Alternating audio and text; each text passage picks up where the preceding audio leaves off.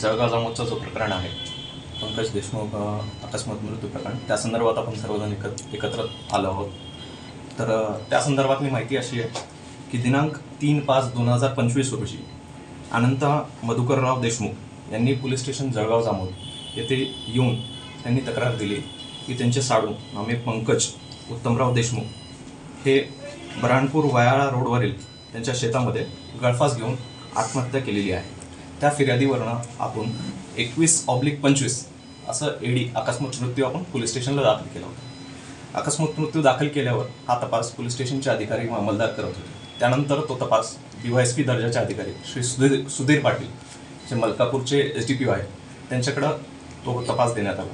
त्या तपासामध्ये आपण घटनास्थळ पंचनामा असेल, इन्क्वेस्ट पंचनामा असेल, असं सर्व गोष्टी केल्यानंतर श्री पंकज देशमुख यांच्या नातेवाईकांची मागणी होती की त्यांचा जो काही पोस्टमॉर्टम आहे तो 3 वैद्यकीय डॉक्टर यांच्या समितीमार्फत करण्यात यावा.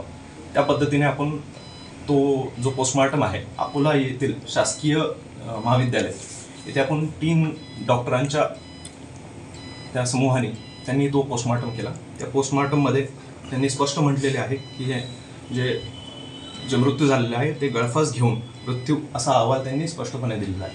तसंच आपण सदर अकस्मात मृत्यू चौकशी अंतर्गत आतापर्यंत 39 साक्षीदारांची तपासणी केलेली आहे. तसंच इतर जे काही टेक्निकल पुरावे असतील, CDR असेल, दमडाटा असेल, CCTV फुटेजेस असतील व इतर अजून सर्व काही तकनिकी किंवा तांत्रिक तपास आपण पूर्ण आतापर्यंत केलेला आहे.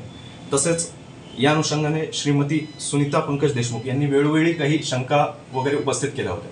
त्या शंकेला आपण लक्षात घेता वेळोवेळी सर्व बाजूंनी आपण त्याचा तपास केलेला आहे आणि वेळोवेळी श्री निलेश तांबे सर असतील, जे पोलीस अधीक्षक आहेत, तसेच श्री सुधीर पाटील जे या तपासाचे अधिकारी होते, त्यांनीही वेळोवेळी श्रीमती सुनीता देशमुख यांना त्यांचे शंका निरसन करण्यासाठी वेळोवेळी त्यांना सूचना दिलेल्या आहेत. या अनुषंगाने आता जो काही हा तपास आहे आता हा शेवटच्या टप्प्यात आलेला आहे.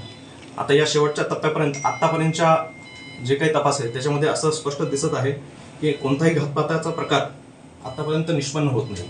त्याच्यामुळे परत एकदा आम्ही सर्व जे काही शंका असतील त्या दृष्टिकोनातून आपण सर्व बारकाईने तपास करत आहोत आणि याचा फायनल रिपोर्ट लवकरच हे सादर केलं जाईल व तुमच्या अवलोकनासाठी समोर ठेवलं जाईल. धन्यवाद.